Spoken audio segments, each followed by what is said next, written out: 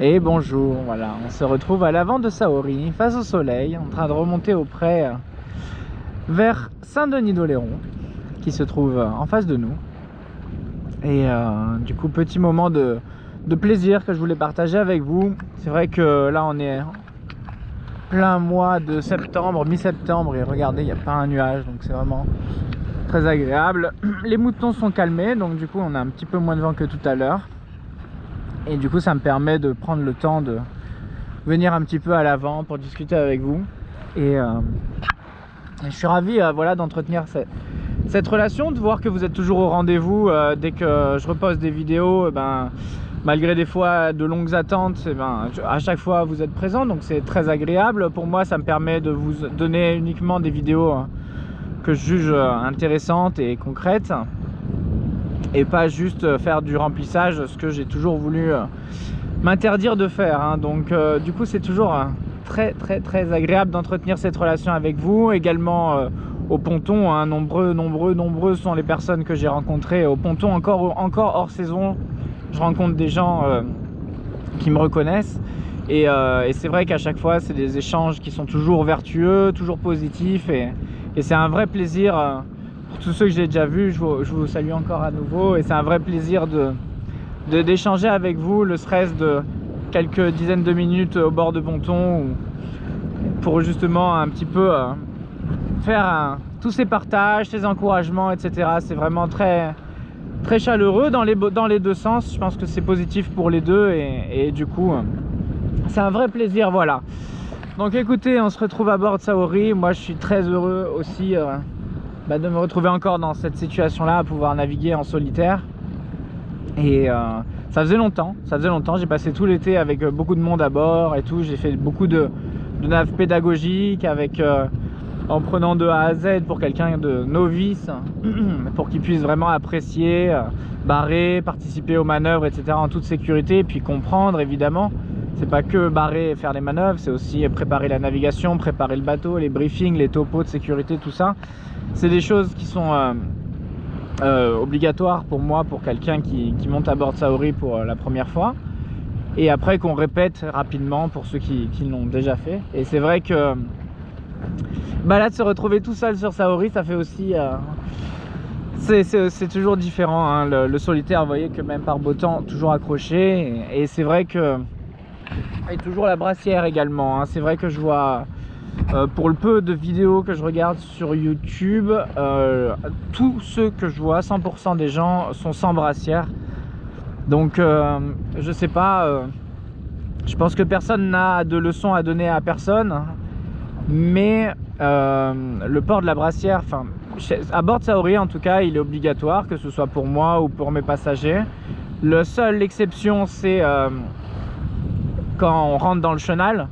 Au moment où on rentre dans le chenal, moi j'autorise d'enlever la brassière pour pouvoir justement faire ces manœuvres d'accostage plus aisément, sans se prendre la brassière dans les haubans ou des choses comme ça. Mais c'est tout. À partir du moment où on sort du chenal, les personnes mettent la brassière, qu'il fasse 40 degrés, qu'il soit torse nu en dessous ou pas. Je pense que c'est obligatoire, et c'est vrai qu'on voit beaucoup de... Moi ce que je vois c'est des vidéos, mais j'imagine qu'en mer c'est la même chose. Dans la réalité des choses, il y a beaucoup de gens qui ne portent pas la brassière. Je pense que ça peut être vraiment... peut-être qu'il y ait... Moi mon idée vient forcément de ma réflexion par rapport à ça, la ligne de vie, la longe de sécurité, la brassière, ça vient forcément à partir du moment où vous naviguez en solitaire.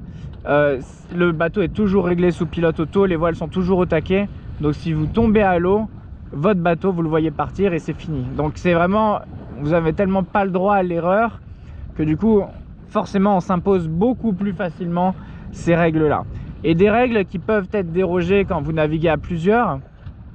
Mais si vous êtes que deux par exemple, pour l'avoir fait maintes et maintes fois, je peux vous assurer que si vous êtes seul à bord du bateau pendant une récupération d'homme à la mer, et qu'en plus de ça votre homme à la mer il est en maillot, et qu'on ne voit que des petits cheveux mouillés qui dépassent des vagues entre deux vagues, c'est clairement autre chose que si il a, même s'il n'a pas son ciré, mais au moins le gilet de sauvetage, une fois gonflé, il est fluorescent et vous voyez quelque chose de fluo flotter à la surface. Et dans de la mer, c'est vraiment même un petit peu formé, pas forcément, vous pouvez même avoir 1 mètre, 1 mètre 50 de vagues, direct, vous perdez toutes les 2 secondes votre tête de vue et la position de votre homme à la mer. Et forcément, en solitaire, imaginez que vous avez beaucoup de manœuvres à faire, beaucoup de choses, beaucoup il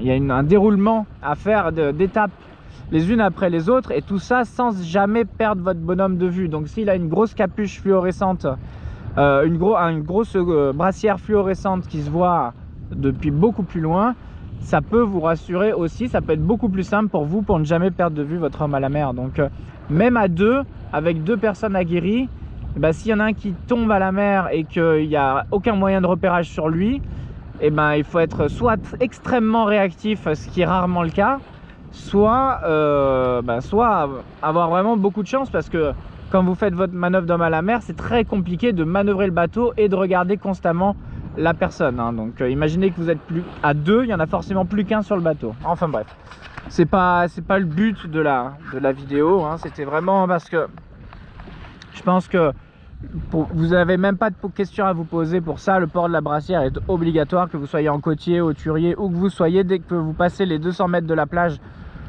ou dans le cas où si vous tombez à l'eau, vous ne pourrez plus revenir à la plage, parce que imaginons qu'il y a du courant ou de la dérive vent qui vous pousse vers le large, vous pouvez être à 300 mètres de la plage. Ah, c'est un avion. Vous pouvez être à 300 mètres de la plage et vous allez jamais pouvoir rentrer sur terre, hein. Même en nageant, même en étant un bon nageur, etc. Il suffit que vous ayez 2 nœuds de courant dans le pif. C'est déjà assez compliqué pour un bateau, alors vous à la nage, vous imaginez bien que ça peut être risqué, quoi. Donc forcément, pensez à mettre vos brassières. Je pensais que c'était tellement évident qu'il fallait pas en parler, mais du coup je le répète pour tout le monde. Tout le monde à bord porte sa brassière. Moi, le capitaine, je la porte tout le temps pour donner le bon exemple. Et donc voilà. Après, c'était vraiment pas à but moralisateur, hein. C'est vraiment chacun fait ce qu'il veut avec ça. Mais pensez quand même que c'est pas. Il faut pas prendre le contre-exemple, quoi. Il faut pas se fier à ceux qui ne mettent jamais de brassière et qui, je pense, donnent le mauvais exemple. Voilà, écoutez, je suis vraiment content de me retrouver en solitaire à bord de Saori. Ça fait plaisir de justement pouvoir refaire des vidéos avec vous et de vous repartager ça avec un si beau temps. Et en cette période, il faut savoir que arrivent bientôt les tempêtes de fin septembre, etc. Hein. Celles-là, on les aura forcément. Donc du coup, voilà, on profite vraiment des beaux jours, des derniers beaux jours, avec encore un temps très anticyclonique dans le golfe de Gascogne, qui nous permet des petites navigations toutes tranquilles. C'est pas forcément mes préférés, c'est vrai que j'aime plus quand il y a un petit peu plus de houle et un petit peu plus de vent, mais c'est les mieux pour pouvoir vous faire des vidéos, pour pouvoir vous parler calmement, pour pouvoir vous montrer des exercices, des choses comme ça. Voilà, donc écoutez, on va se rapprocher de Saint-Denis et puis on va commencer un petit peu à travailler ensemble, et en espérant que justement ces vidéos qui sont pas forcément pédagogiques, mais qui sont justement il faut pas le voir comme ça, il faut plus le voir comme un partage, un échange, et prendre pour ce que c'est, et j'espère que justement ça vous intéressera, et je vous retrouve du coup tout à l'heure aux abords du port de Saint-Denis d'Oléron. À bientôt, bye bye, au plaisir.